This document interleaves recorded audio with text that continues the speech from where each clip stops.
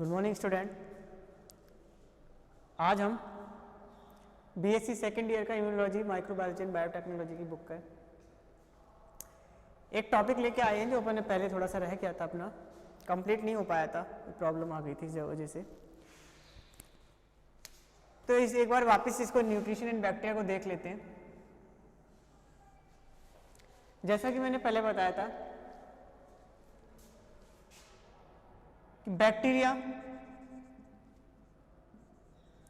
Bacteria एक organism है और कैसे है, micro organism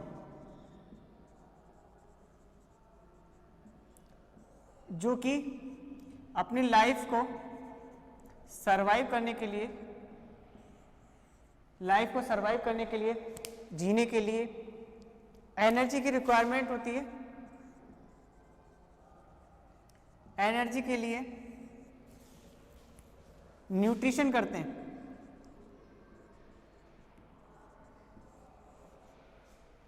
bacteria micro organism कहते हैं। They are dependent of some nutrients because they have energy production. They will energy production के लिए न्यूट्रिशन प्रोवाइड करते, न्यूट्रिएंट लेते हैं। देखो, जीने के लिए सभी को एनर्जी की रिक्वायरमेंट होती है, एनर्जी की जरूरत होती है। हर कोई जीने के लिए खाता है, ठीक है, एनर्जी के लिए खाता है, ताकत आए जिससे कुछ काम कर सके। तो बैक्टीरिया अपनी ग्रोथ बढ़ा सके, 1 से 2, 2 से 4 के 4 से 6 हो सके, रिप्रोडक्शन यानी मेटिंग के लिए, रिप्रोडक्शन के लिए और एनर्जी के लिए, दोनों के लिए, यानी मेटाबॉलिक रिएक्शन उसकी बॉडी में चलती रहे।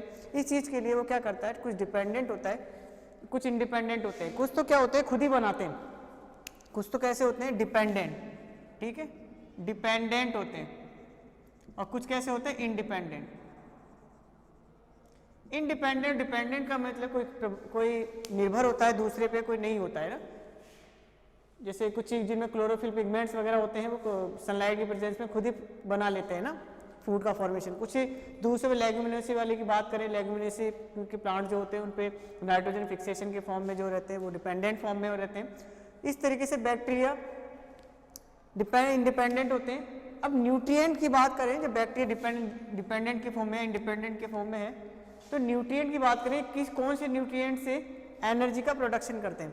तो देखिए, जब इनकी न्यूट्रिएंट की बात करते हैं, हम इनकी न्यूट्रिएंट्स की बात करते हैं, तो 2 टाइप के न्यूट्रिएंट्स होते हैं। एक तो होते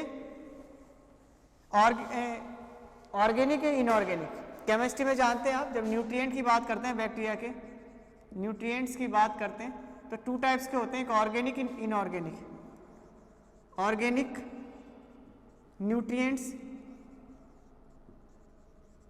और inorganic nutrients.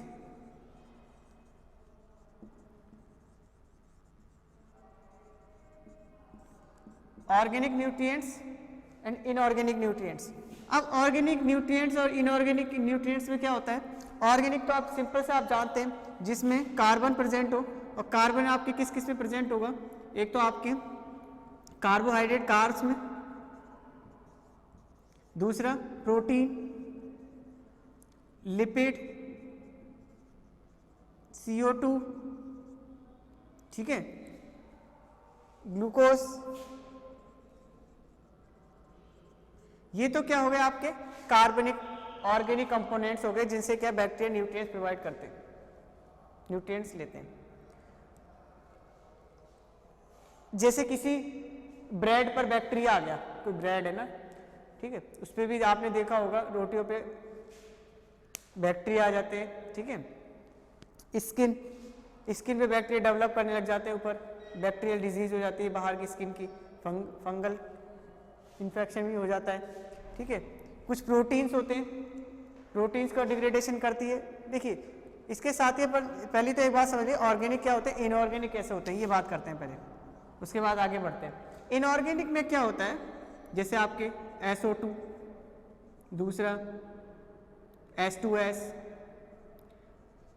Ammonia NH3, NO2 nitrate, NO3 nitrite, vitamins, folic acid,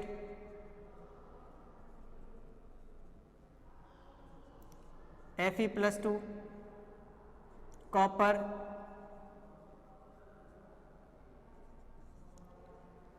copper के साथ और डिफरेंट टाइप के मेटल, ठीक है।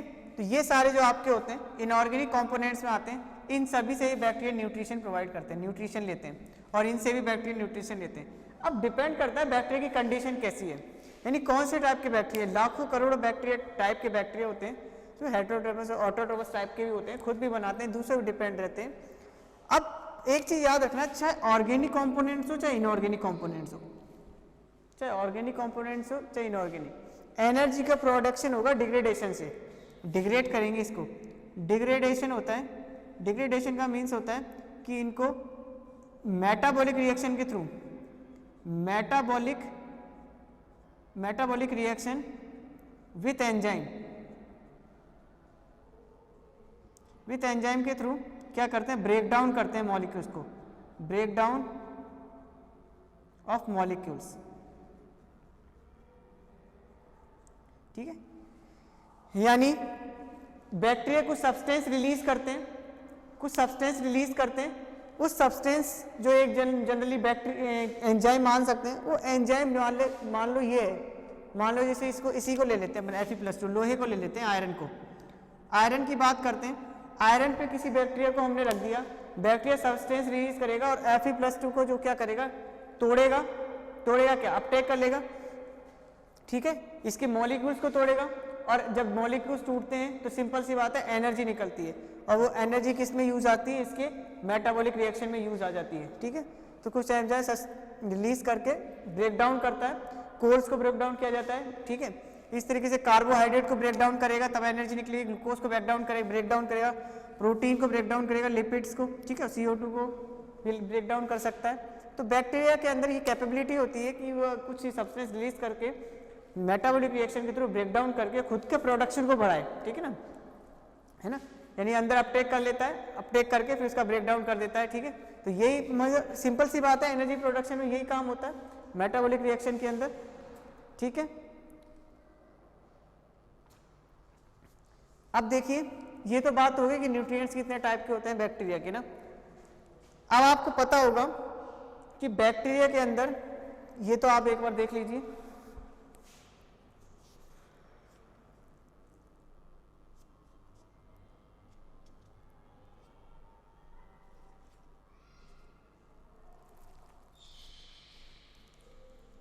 रब कर दें इसको,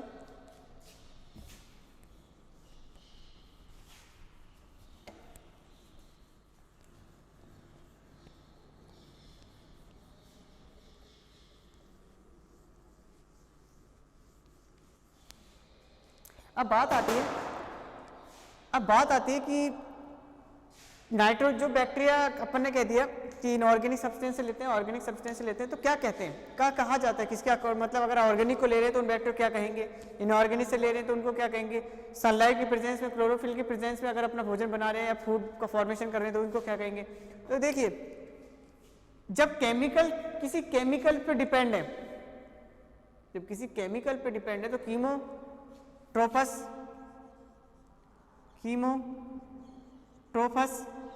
बैक्टीरिया कहलाएंगे, ठीक है। जब किसी केमिकल पे डिपेंडेंट ऑफ केमिकल,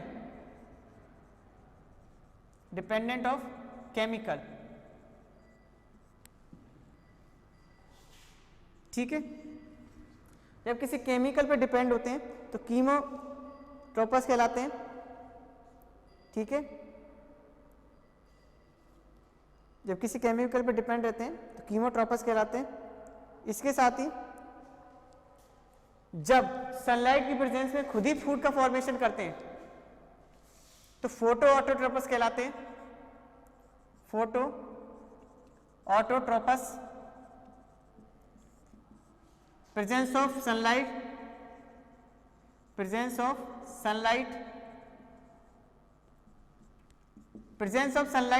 सनलाइट की प्रेजेंस में खुद ही भोजन बनाते हैं, ठीक है।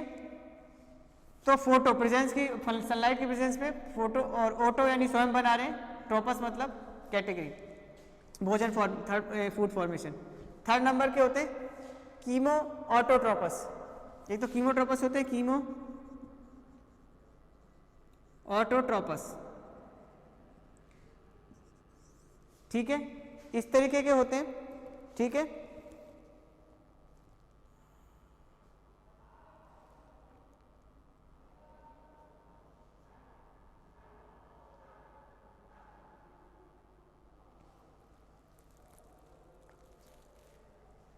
और इन्हें हेटेरोट्रोपस भी कहा जाता है, कीमोट्रोपस को हेटेरोट्रोपस।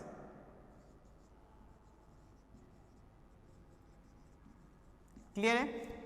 इसके साथ ही आपके पास कुछ साइनोबैक्टीरियास होते हैं, ठीक है।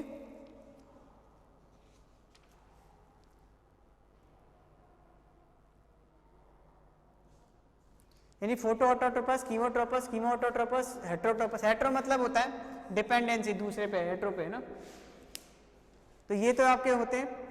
अब इसमें देखिए मोस्ट इंपॉर्टेंट बात आपकी, ये तो आपने देखा कि कीमोट्रोपस है, कीमो ऑटोट्रोपस है, हेटेरोट्रोपस है आपके, और ऑटोट्रोपस है, ठीक है, जो कि डिपेंडेंट है दूसरे केमिकल कंपोनेंट पे, ठीक है। तो इस तरीके से अब क्या होता है,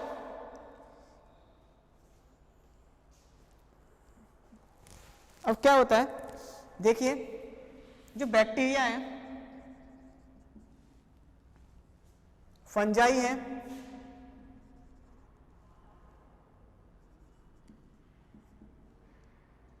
जिन्हें कवक कहते हैं,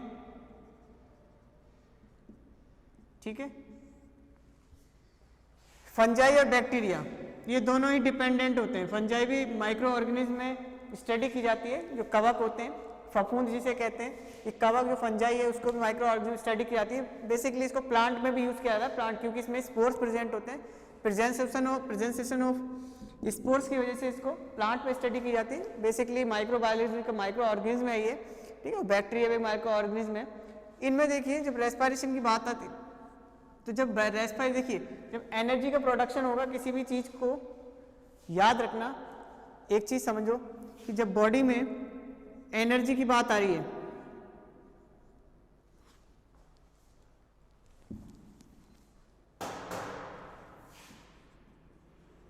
जब एनर्जी की बात आ रही है तो सिंपल सी बात है, एक चीज याद रखना, रेस्पिरेशन की बात कर रहे हैं। किसकी कर रहे हैं? रेस्पिरेशन। और जब रेस्पिरेशन की बात हो रही है, जब एनर्जी की बात हो रही है, एनर्जी प्रोडक्शन, जब एनर्जी प्रोडक्शन की बात कर रहे हैं कहीं पर भी, एक्स वाई जेड कहीं पर भी एनर्जी प्रोडक्शन की अगर बात हो रही है, तो आपके माइंड में आना चाहिए कि एनर्जी प्रोडक्शन की बात हो रही है, तो इसका मतलब इनडायरेक्टली रेस्पिरेशन की बात की जा रही है, जिसे श्वसन कहते हैं। जब श्वसन या रेस्पिरेशन की बात आ रही है तो सिंपल सी बात है, आपको याद होना चाहिए दो तरह की रिएक्शन होती है, मेटाबॉलिक, एनाबॉलिक। तो मेटाबॉलिक रिएक्शन की बात हो रही है, किसकी? मेटाबॉलिक रिएक्शन की बात कर रहे हैं, यानी मॉलिक्यूल्स के ब्रेकडाउन की बात कर रहे हैं, ब्रेक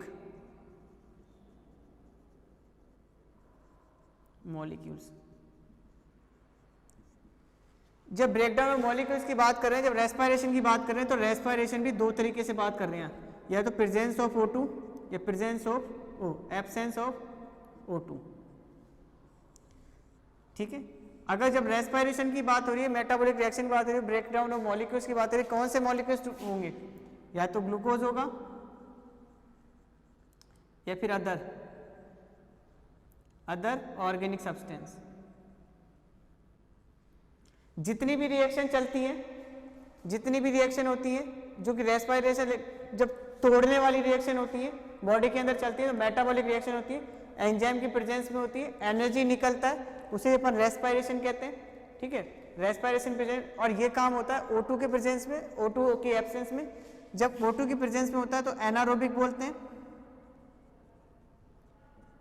और O2 के एब्सेंस में तो एरोबिक, प्रेजेंस में aerobic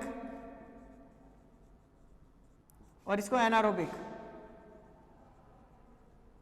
anaerobic reaction presence of O2, absence of O2, aerobic presence of A2।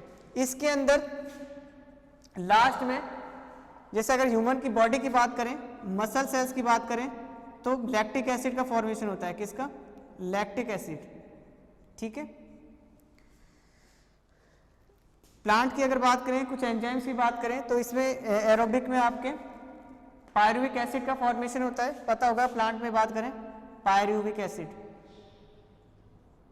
Aerobic reaction में इस पायरुविक एसिड, जब प्लांट में पायरुविक एसिड का फॉर्मेशन होता है, ठीक है, और ये पायरुविक एसिड ही आगे चल के अल्कोहल के फॉर्मेशन का, अल्कोहल बनाता है,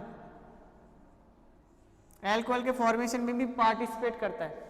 यानी जो बियर वगैरह की फैक्ट्रीज होती हैं, ठीक है, फर्मेंटेशन का जो वर्क होता है वो प्रेजेंस ऑफ एनारोबिक है।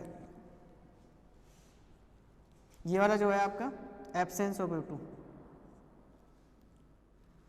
तो ये होगा एनारोबिक, ठीक है। इसको एरोबिक कर देते हैं ना, वो इधर का इधर लिख दिया अपन ने, इसलिए एरोबिक, प्रेजेंस ऑफ O2, ठीक है। तो एनारोबिक रिएक्शन होती है जिसमें लैक्टिक एसिड का फॉर्मेशन होता है, एब्सेंस ऑफ O2 में पायरुविक एसिड बनता है प्लांट में, जो कि जिसको अपन अल्कोहल में भी बना सकते हैं। अल्कोहल प्लांट में अल्कोहल नहीं बनता है, प्लांट में अल्कोहल नहीं बनता है, अगर बैक्टीरिया के थ्रू पायरुविक एसिड का फॉर्मेशन किया जाए। जब बैक्टीरिया क्या करता है, एनारोबिक रिएक्शन में एब्सेंस ऑफ O2 में किसी फर्मेंटेशन में एनारोबिक रिएक्शन के थ्रू पायरुविक एसिड बनाता है, तो उसको अल्कोहल में कन्वर्ट करता है। तो इस तरीके से रिएक्शन चलता है उसके अंदर। और एरोबिक में क्या होता है, O2 की प्रेजेंस में होता है, तो जितनी भी आपकी रिएक्शन चलती है, जितनी भी आपकी जो रेस्पिरेटरी से रिलेटेड, आपकी ऑक्सीडेशन से रिलेटेड होती है। अब देखिए,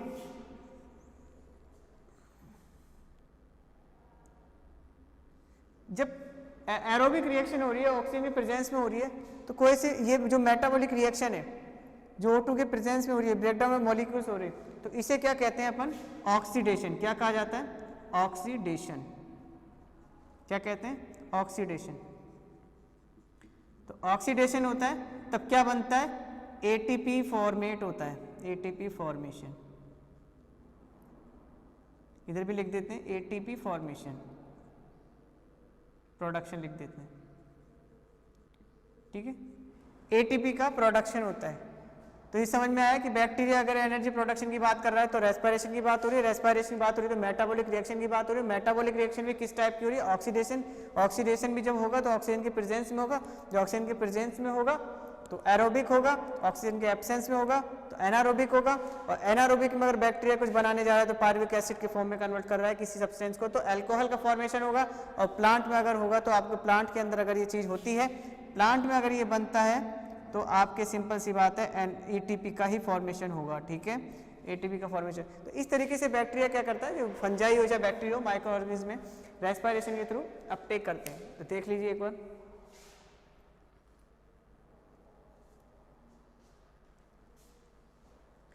आगे चले।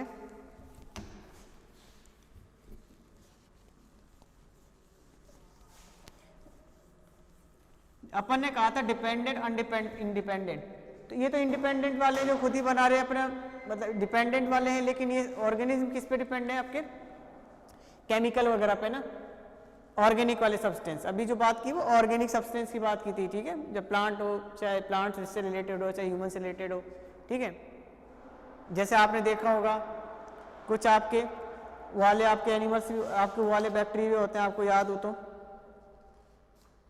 कुछ ऐसे बैक्टीरिया होते हैं जो आपके पैरासाइट के फॉर्म में रहते हैं, सेप्रोफाइटिक होते हैं। कुछ सेप्रोफाइटिक होते हैं, कुछ पैरासाइट के फॉर्म में होते हैं। जो पैरासाइट क्या करते हैं, या फिर सेप्रोफाइटिक होते हैं, जो मरे हुए जीवों पे बैक्टीरिया आ जाते हैं, तो वो क्या करते हैं, अब मरे हुए जीवों में मैक्सिमम ऑर्गेनिक सब्सटेंस होगा तो ऑर्गेनिक सब्सटेंस को ब्रेक डाउन करते हैं और फिर न्यूट्रिशन करते हैं, ठीक है। तो इसी तरीके से करते हैं, तो वो भी ऑक्सीडेशन रिएक्शन के थ्रू ही होता है, ठीक है, प्रेजेंस ऑफ ऑक्सीजन में करते हैं वो, ठीक है। कुछ बैक्टीरिया एब्सेंस ऑफ ऑक्सीजन में करते हैं, ठीक है, जो कि एनारोबिक रिएक्शन थी जो मैंने आपको समझाया। अब बात आती है नाइट्रोजन फिक्सेशन। अब नाइट्रोजन फिक्सेशन में कौन सा केमिकल है, किस तरीके का है, ऑर्गेनिक या इनऑर्गेनिक, इनऑर्गेनिक, क्योंकि उसके अंदर नाइट्रोजन अपन यूज करने जा रहे हैं, ठीक है। तो देखिए नाइट्रोजन फिक्सेशन में 2 टाइप के बैक्टीरिया होते हैं, nitrogen fixation.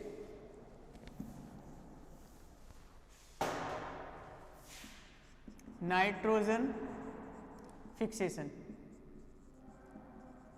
Fixation bacteria divided into 2 type. First type आपका हो जाता है नाइट्रोजन फिक्सेशन और डिवाइडेड टू टाइप के हो जाते हैं आपके, ठीक है। एक तो होते हैं symbiotic nitrogen fixation, symbiotic nitrogen fixation. एक नॉर्मली नाइट्रोजन फिक्सेशन होते हैं फ्री फॉर्म में, फ्री फॉर्म नाइट्रोजन फिक्सेशन।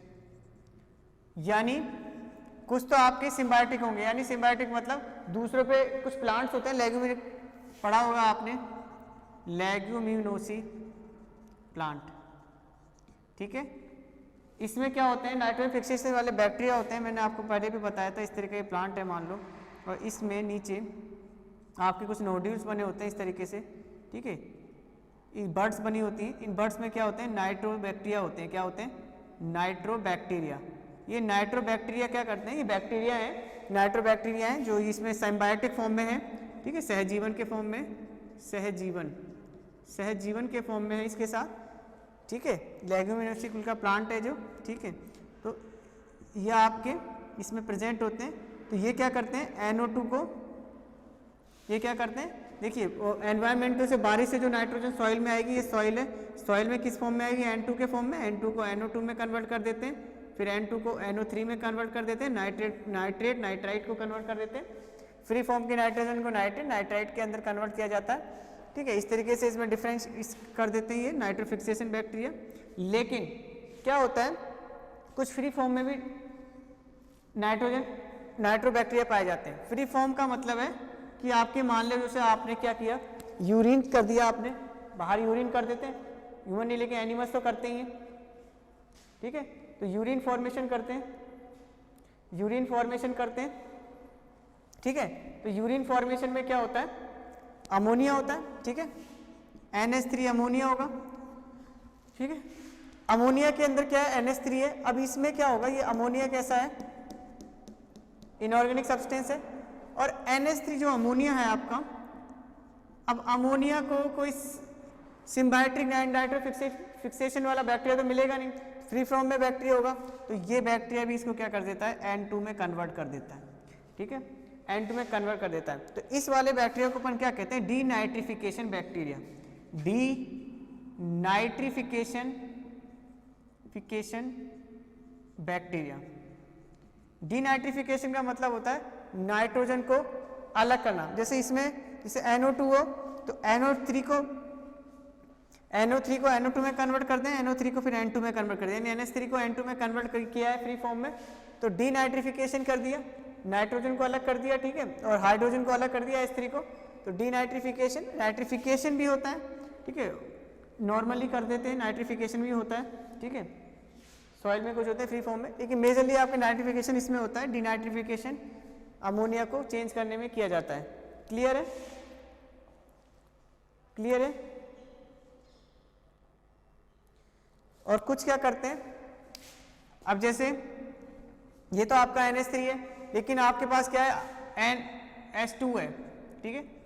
अब हाइड्रोजन अटैच किया और हाइड्रोजन को अटैच करके इसको NH3 में कन्वर्ट कर दिया, तो NH2 से NH3 में भी कन्वर्ट करने का काम जो काम करता है वो करता है नाइट्रिफिकेशन। फ्री फॉर्म में पाए जाने वाले फ्री फॉर्म नाइट्रिफिकेशन बैक्टीरिया, ठीक है, फ्री फॉर्म नाइट्रिफिकेशन बैक्टीरिया है, ठीक है, जो फ्री फॉर्म में पाए जाते हैं, नाइट्रोजन फिक्सेशन के NH3 के फॉर्म में पाए जाते हैं। तो ये आपका नाइट्रोजन फिक्सेशन वाला पोर्शन है, सिम्बायोटिक N2 फिक्सेशन में और फ्री फॉर्म के नाइट्रोजन फिक्सेशन के फॉर्म में भी मिलता है, ठीक है। आगे देखिए,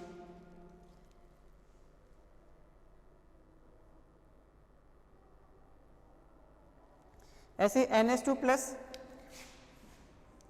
इसको पहले रब कर देते हैं ना,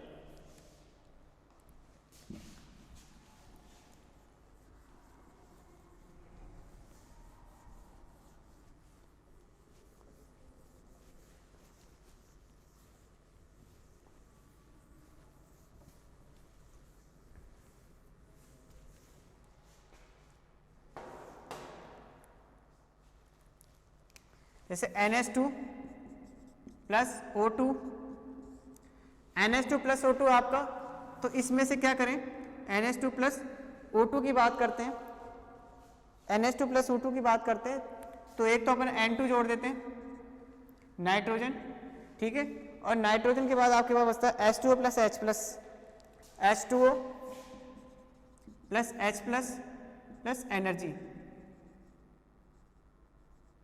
ठीक है, N2 प्लस H2O, ठीक है, और प्लस H प्लस, ठीक है।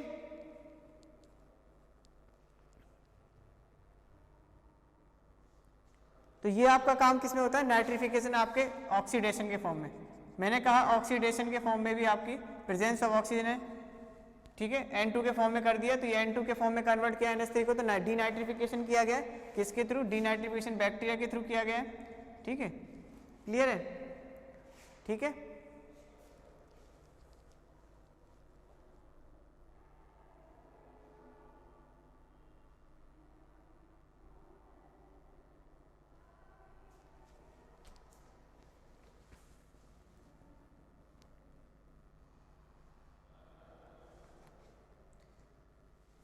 तो ये आपका डीनाइट्रिफिकेशन बैक्टीरिया के थ्रू होता है ना। ऐसे आपका NO2 माइनस हो, NO2 माइनस प्लस ऑक्सीजन, तो किस में कन्वर्ट हो जाता है, NO3 में, ठीक है। ये आपका नाइट्रिफिकेशन है ना, क्या है ये, नाइट्रिफिकेशन।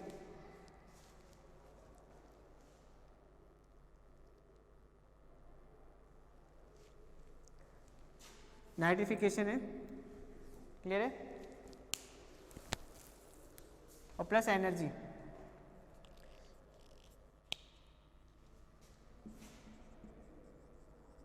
एक चीज याद रखना, जो भी रिएक्शन आपके O2 आ जाए प्लस O2, कहीं पर भी आपको प्लस O2 दिख जाए तो इसका मतलब लास्ट में एनर्जी तो निकलेगी निकलेगी।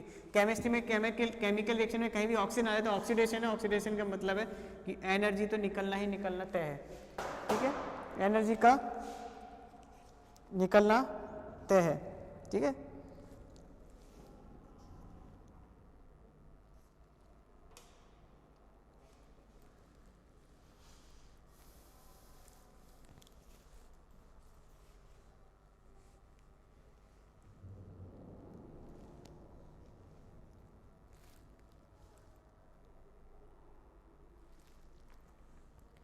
इसके बाद आता है आपका एनवायरमेंटल फैक्टर।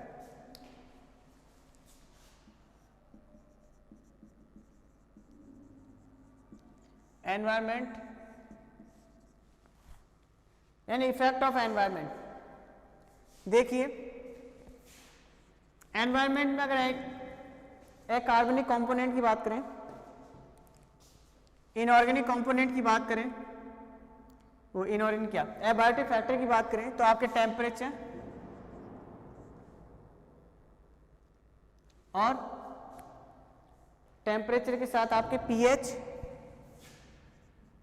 पीएच कंसंट्रेशन, इसके साथ ह्यूमस की बात करें, ये चीजें क्या है, डिफरेंट टाइप की होती हैं। और सभी बैक्टीरिया की ग्रोथ के लिए, सभी बैक्टीरिया को न्यूट्रिशन के लिए, देखो न्यूट्रिशन कर रहे हैं तो इसका मतलब एनर्जी चाहिए, एनर्जी मतलब ग्रोथ, ठीक है। बैक्टीरिया ग्रोथ ही करेंगे, बैक्टीरिया का काम क्या है, कोई घूमना फिरना तो है नहीं कोई, उनको दो ही काम है, अपनी प्रोजेनी को बढ़ाना और न्यूट्रिशन प्रोवाइड करना और एनर्जी प्रोडक्शन करना।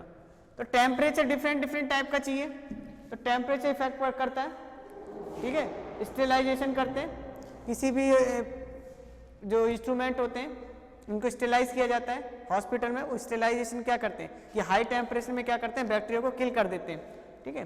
तो हाई टेम्परेचर बैक्टीरिया को किल किया जाता है। पीएच देखिए, आपने देखा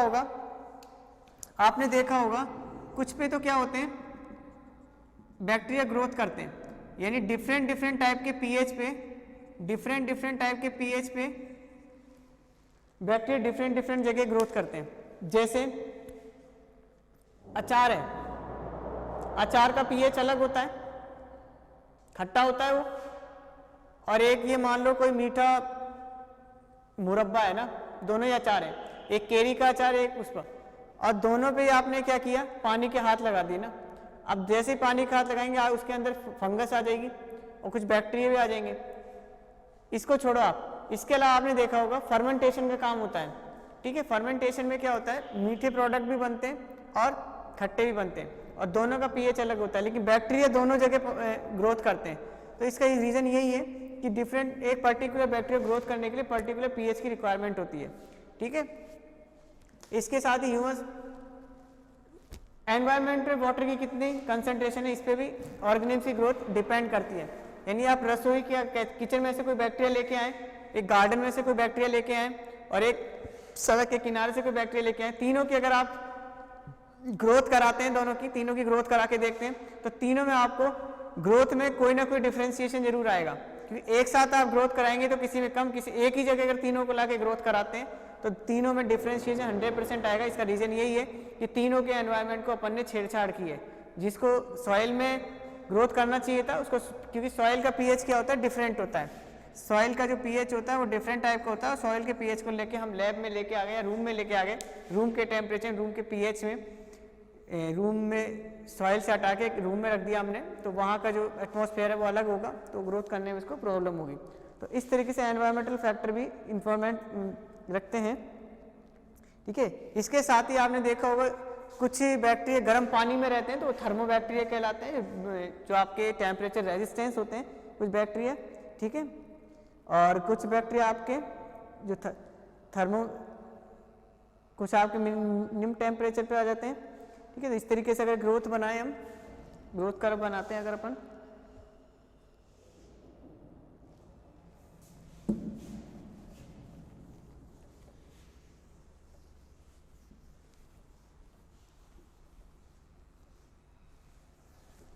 जैसे अगर हम ग्रोथ बनाते, एक कर्व बनाते हैं इस तरीके का,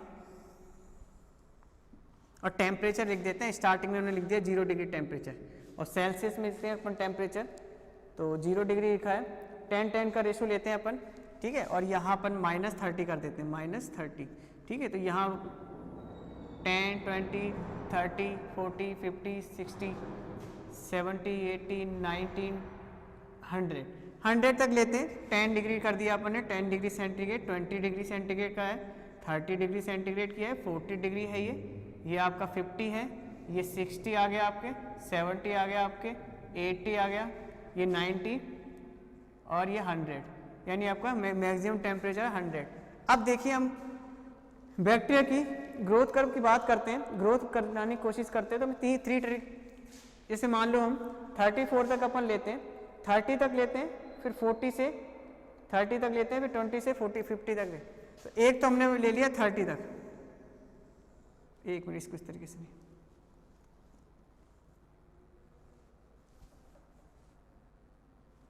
इस तरीके से अपन लेते हैं, ठीक है।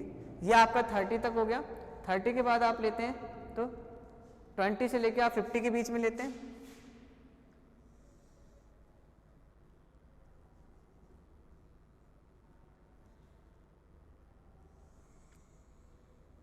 ट्वेंटी से 50 तक आप एक कर्व बनाते हैं, और इसके साथ ही 50 से 100 तक के कर्व बनाते हैं, 40 से 100 तक के।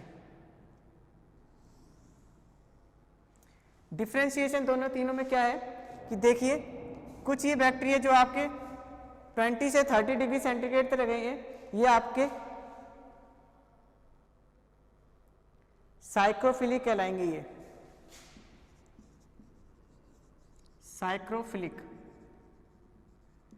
साइक्रोफिलिक बैक्टीरिया, ठीक है। नॉर्मल टेम्परेचर पे ग्रोथ करने वाले जो बैक्टीरिया हैं,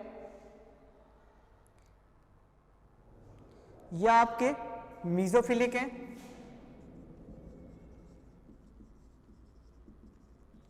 इस मीजोफिलिक के अंदर ही आपके कौन से आते हैं, पैथोजेंस आते हैं।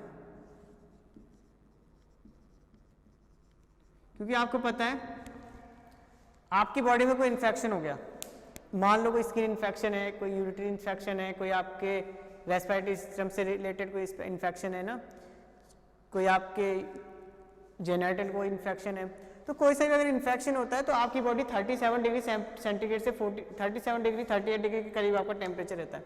तो 30 से लेके 20 से लेके 50, ये वाले जो टेम्परेचर जिसमें आपको ये 37 डिग्री भी आता है, तो यानी 20 से लेके 50 टेम्परेचर तक ये ग्रोथ कर सकते हैं, ठीक है। 20 से लेके 50 डिग्री के टेम्परेचर में ग्रोथ कर सकते हैं। अब ये बैक्टीरिया गलती से आपकी बॉडी में आ गया, अब आपकी बॉडी में इसको 37 डिग्री वाला टेम्परेचर मिल गया, तो जब 30 सेंटीग्रेड वाला इसको टेम्परेचर मिल जाता है, जब 37 डिग्री वाले टेम्परेचर इसको ऑप्टिमम टेम्परेचर इसको मिल जाता है, तो ये पैथोजेंस वाले के अंतर्गत आ जाते हैं, पैथोजन के अंडर आ जाते हैं। इसे मीजोफिलिक कहते हैं। मीजोफिलिक इसलिए कहा जाता है क्योंकि टेम्परेचर के बीच वाले टेम्परेचर में आते हैं।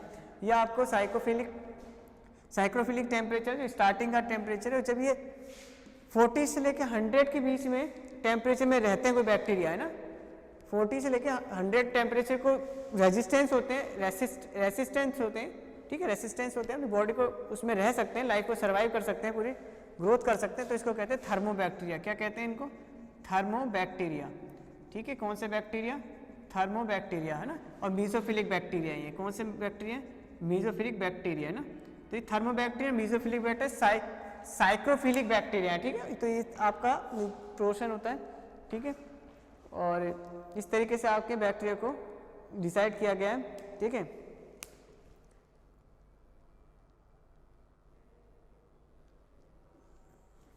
तो एक बार देख लीजिए आप,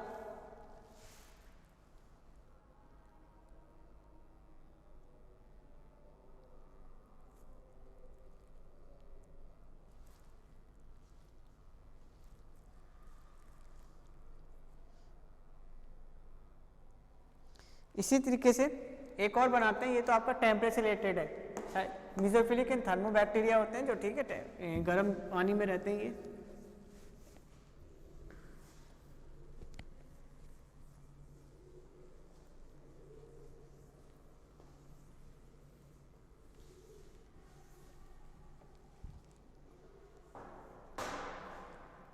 ठीक है। अब अपन बनाते हैं पीएच से रिलेटेड, पीएच, ठीक है। तो अपन पीएच स्टार्ट करते हैं -1 से। ये आपने बना लिया, ये तो 0 हो गया, ये 0 है, ये -1, 0 नहीं रखेंगे, इसको 1 रख देते हैं। 1 माइनस में रहते हैं आपके ये सारे क्यों? एक ही रहे माइनस के बाद 1 2 3 4 5 6 7 8 9 10 11 12 13 और ये 14 तक ही रहता है इसका, और एक 15 भी कर 14 तक ही रखते हैं अपन ना, 14 तक रहता है। अब देखिए हम क्या कराते हैं, इसमें बैक्टीरिया की ग्रोथ कराते हैं। तो 2 से लेके 6 तक की देखते हैं हम। ये pH 2 से लेके हम लिए 6 तक, ये वाली एक ग्रोथ कराई हमने। इसके साथ ही 5 से 9 और 8 से 12, 5 से 9 तक लेते हैं अपन, और फिर 8 से 12 तक की लेते हैं, ठीक है। 12 इसको ऐसे करो,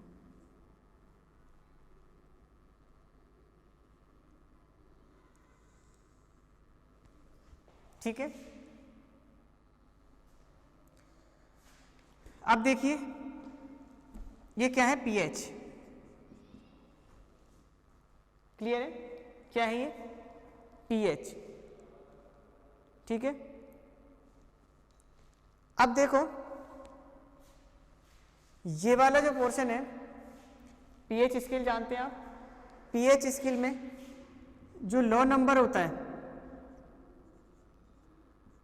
इन pH स्केल,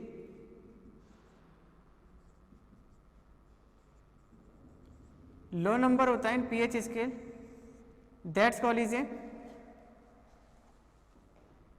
जब pH स्केल में लो नंबर यानी कम वाला नंबर देखते हैं तो इसे कहते हैं लो pH, ठीक है। और इस लो pH को अपन क्या कहते हैं, जब कम नंबर देखते हैं उसे लो pH कहते हैं। इस लो pH को अपन बोलते हैं एसिडिक फॉर्म, एसिडिक, ठीक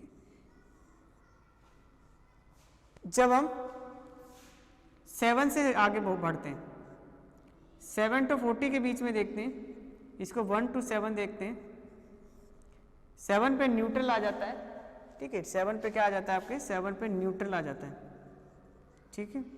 ना ज़्यादा बेसिक है ना ज़्यादा एसिडिक है, ठीक है, सेंट्रल। 7 से 14 के बीच में आता है तो उसे हाई pH कहते हैं। इस हाई pH को अपन कहते हैं बेसिक नेचर, बेसिक फॉर्म, ठीक है, जिसे हिंदी में क्षार कहा जाता है, इसे इंग्लिश में अम्ल कहा जाता है, वो हिंदी में अम्ल कहा जाता है। तो ये अम्लीय होता है, ये क्षारीय होता है, एसिडिक एंड बेसिक फॉर्म में होता है। तो बैक्टीरिया भी अगर एसिडिक फॉर्म में है तो एसिडिक, अगर एसिडिक फॉर्म में है बैक्टीरिया तो एसिडोफिलिक आ जाएगा। क्या कहेंगे? Acidophilic bacteria.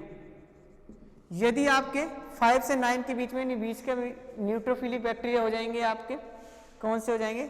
न्यूट्रो, जैसे मैंने बताया कि 7 पर न्यूट्रल होता है तो न्यूट्रोफिलिक बैक्टीरिया, न्यूट्रोफिलिक बैक्टीरिया, ठीक है। यहाँ पर न्यूट्रोफिलिक बैक्टीरिया आएंगे जो इस पे ग्रोथ करेंगे, और बेसोफिलिक बैक्टीरिया आएंगे।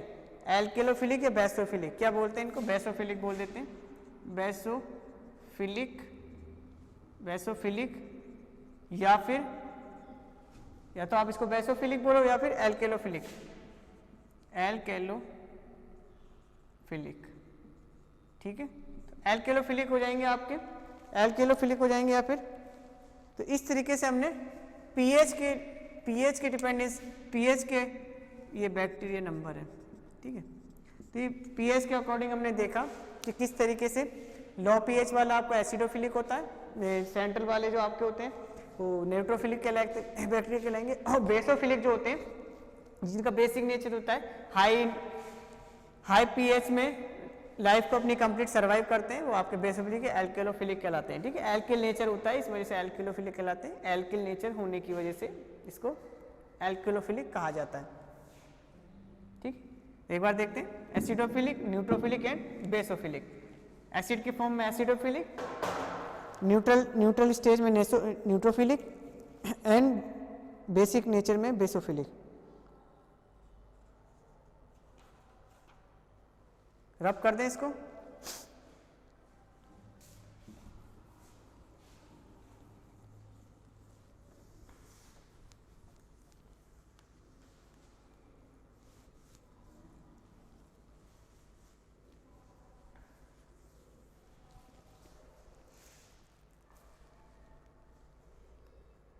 अब टॉपिक डालिए आप न्यूट्रिशनल एवोल्यूशन।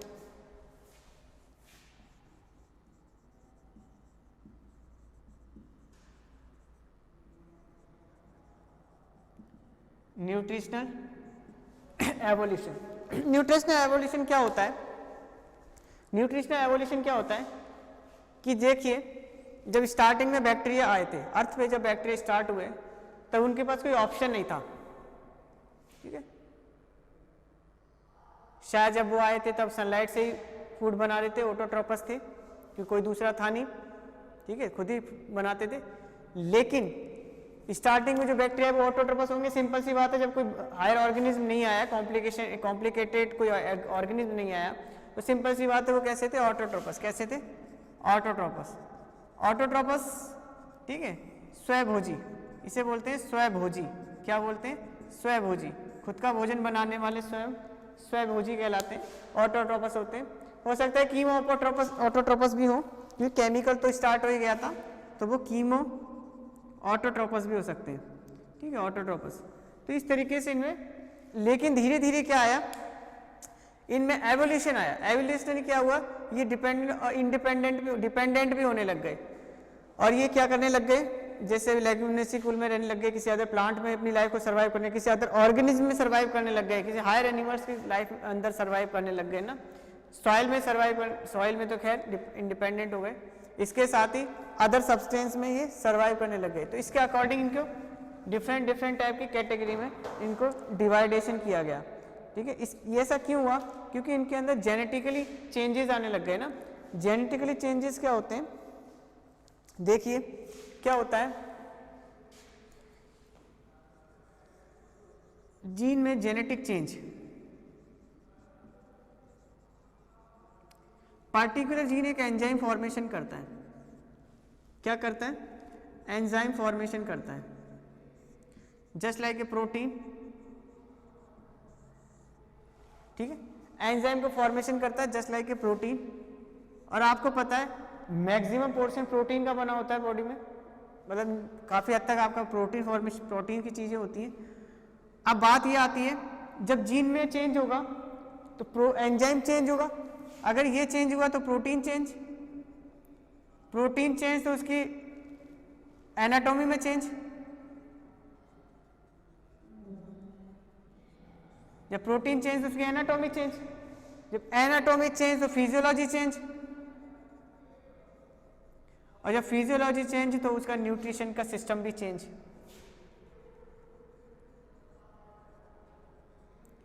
यानी मान लो स्टार्टिंग में क्लोरोफिल मिल रहा था, कोई ऐसा उसके अंदर चेंज हुआ, क्लोरोफिल का फॉर्मेशन ही होना बंद हो गया, क्योंकि जस्ट लाइक पिगमेंट, जब पिगमेंट ही बनना बंद हो गया तो उसको जिंदा तो रहना ही है ना। अरे आपका अगर खाना खत्म हो जाएगा, खाना नहीं मिलेगा एक जगह, तो आप जिंदा रहने के लिए कुछ ना कुछ तो करोगे। अगर आप हार्बीवोरस प्लांट हैं, हार्बीवोरस एनिमल्स हैं, आपको घास खाने को नहीं मिल रही तो, और वो घास खत्म हो गई तो आपके मरने की से अच्छा आप क्या करेंगे, कार्निवोरस बन जाएंगे, आप जानवर खाने लग जाएंगे। ठीक है, तो इसी तरीके से जब क्लोरोफिल नहीं हुआ, ठीक है, कभी ऐसा भी हुआ कि क्या हुआ, कुछ बैक्टीरिया अंधेरे में चले गए, जब लाइट एब्सेंस थी, समझ रहे हो ना, कुछ बैक्टीरिया ऐसी कंडीशन में चले गए, धीरे धीरे, धीरे धीरे का मतलब है कि मान लो एक पानी का झरना है, या प्रॉपरली लाइट आ रही है, ठीक है, प्रॉपरली लाइट आ रही है, तो सिंपल सी बात है, इस लाइट के बैक्टीरिया लाइट की प्रेजेंस में आराम से अपनी ग्रोथ कर रहे हैं। अचानक से क्या हुआ, यहाँ माउंटेन का फॉर्मेशन हो गया, बड़े बड़े माउंटेन आ गए, और ये पानी का पोर्शन अंदर रह गया।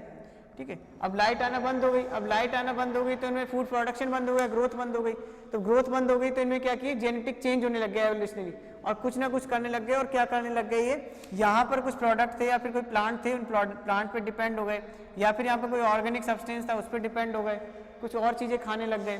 ठीक है, मरे हुए जानवरों को खाने लगे जो छोटे छोटे कीड़े मकोड़े थे, तो इसलिए उन पर डिपेंडेंट हो गए वो। तो क्या हुआ, इसमें जेनेटिक चेंज होने से, जीन में चेंज होने से प्रोटीन चेंज हुआ, प्रोटीन चेंज होने से कैरेक्टर चेंज हुए, एनाटॉमी फिजियोलॉजी में कुछ ना कुछ डिफ्रेंशिएशन आया। जब डिफ्रेंशिएशन आया उसके अंदर, जब चेंजेस आए तो उनका न्यूट्रिशन का जो सिस्टम है वो भी चेंज हो गया। ठीक है, न्यूट्रिशन का सिस्टम भी चेंज हो गया। ये कोई एक दिन का काम नहीं होता है, बहुत टाइम लगता है ना। एवोल्यूशन पढ़ा है ना, किसी चीज़ को बार बार यूज़ करें तब जाके एवोल्यूशनरी चेंज होता है। ठीक है, अचानक से नहीं होता है ना, धीरे धीरे इसमें कुछ चेंजेस आते हैं। तो और जेनेटिक चेंज के कारण कोई अचानक नहीं होता है, अचानक भी होता है, जिसे म्यूटेशन कहते हैं। म्यूटेशन के अलावा धीरे धीरे अगर किसी एक्टिविटी को आप बना लें,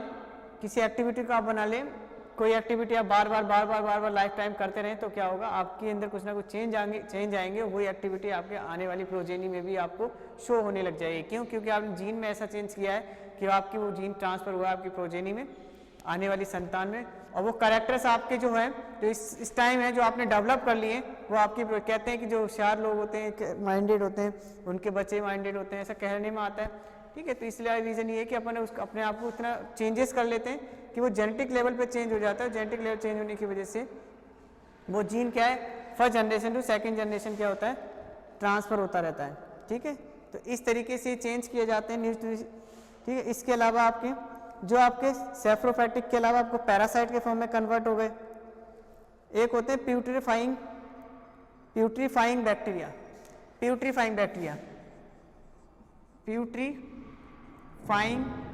बैक्टीरिया, ये बैक्टीरिया ऐसे बैक्टीरिया होते हैं जो क्या करते हैं, प्रोटीन को अपटेक करते हैं। मैक्सिमम बैक्टीरिया आपके प्रोटीन को अपटेक नहीं करते हैं, मैक्सिमम आपके बैक्टीरिया किसको अपटेक करते हैं, कार्बोहाइड्रेट और ग्लूकोज। ठीक है, मैक्सिमम आपके कार्बोहाइड्रेट ग्लूकोज को अपटेक करते हैं, उसी से एनर्जी प्रोडक्शन लेते हैं, जबकि प्रोटीन कभी कभी बहुत कम मात्रा में लेना पड़ता है। लेकिन जब प्यूट्रोफाइटिक जब प्रोटीन को एनर्जी के फॉर्म में, अपटेक किया जाता है, तो प्यूट्रीफाइंग कंडीशन कहलाती है, जिसमें बहुत दुर्गंध आती है। ठीक है, जब मरे हुए जीवों पे बैक्टीरिया डिपेंड रहते हैं तो उसको अपन हेटेरोट्रोपस कहते हैं। ठीक है, परपोषी हेटेरोट्रोपस बैक्टीरिया कहलाते हैं। ठीक है, इस तरीके से आपके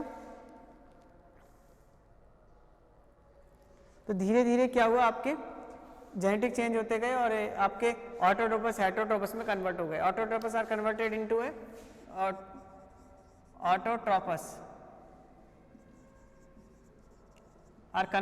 हेटेरोट्रोपस।